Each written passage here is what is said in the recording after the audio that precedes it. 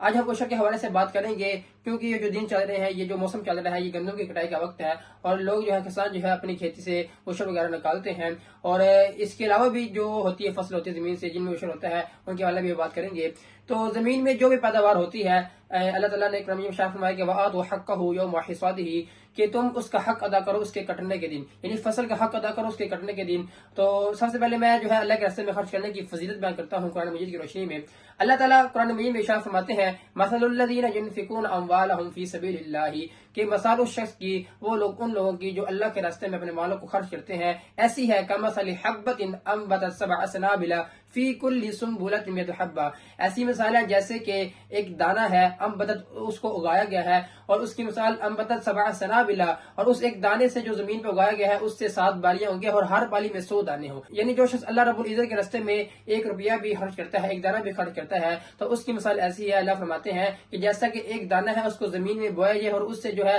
ایک دانے سے 7 بالیاں ہوں گے اور ہر بالی میں 100 دانہ ہو، ایسے اس کی مثال ہے، یعنی کہ 1 دانہ دینے سے 1 روپیہ خرچ کرنے سے اللہ تعالیٰ اتنا زیادہ دیتے ہیں۔ آگے چلتے ہیں تو عشر کے حوالے سے بات کرتے ہیں کہ عشر واجب کب ہوتا ہے۔ زمین سے جو بھی پیداوار ہوتی ہے، اگر اس کو ہم سیراب کرتے ہیں، بارش کے پانی سے وہ سیراب ہوتی ہے خود ہی، یا وہ نہری پانی یا ندی نالے کے پانی کے ساتھ ہم اس کو سیراب کرتے ہیں، تو اس میں عشر واجب ہوتا ہے۔ اور عشر واجب کتنا ہے کہ اگر 1 من ہے تو اس میں سے 4 کلو دینا پڑے گا، اور اگر 10 من ہے تو 10 من میں سے ہمیں 1 من دینا پڑے گا۔ اس طرح اگر 50 من ہے تو 5 من دیں گے، 100 من ہے تو 10 من دیں گے۔ تو آپ اندازہ لگا سکتے ہیں عشر کے حوالے سے کہ جو لوگ گندم تقسیم کرتے ہیں، عشر نکالتے ہیں اس میں، تو اگر 1 من ہے تو اس میں سے آپ کو 4 کلو دینا پڑے گا، اور اگر 10 من ہے تو 10 من سے 1 من دیں گے، اور اگر 20 من ہے تو 20 من میں سے 2 من دیں گے۔ اس طرح اگر 50 من ہو جائیں تو 50 من میں سے آپ کو 5 من دینے پڑیں گے۔ تو ہمارے ہاں احناف کے ہاں ہمارے امام ابو حنیفہ رحمہ اللہ تعالیٰ فرماتے ہیں کہ زمین سے جو بھی پیداوار ہوتی ہے، چاہے تھوڑی ہے یا زیادہ ہے، تو اس کا حساب لگا کے تو اس سے عشر نکالنا واجب ہے۔ تو یہ نکالنا چاہیے، اللہ کے راستے میں خرچ کرنا چاہیے۔ تو یہ رزق دینے والی ذات صرف اللہ تعالیٰ کی ذات ہے جو 18,000 مخلوقات کو رزق دے رہی ہے،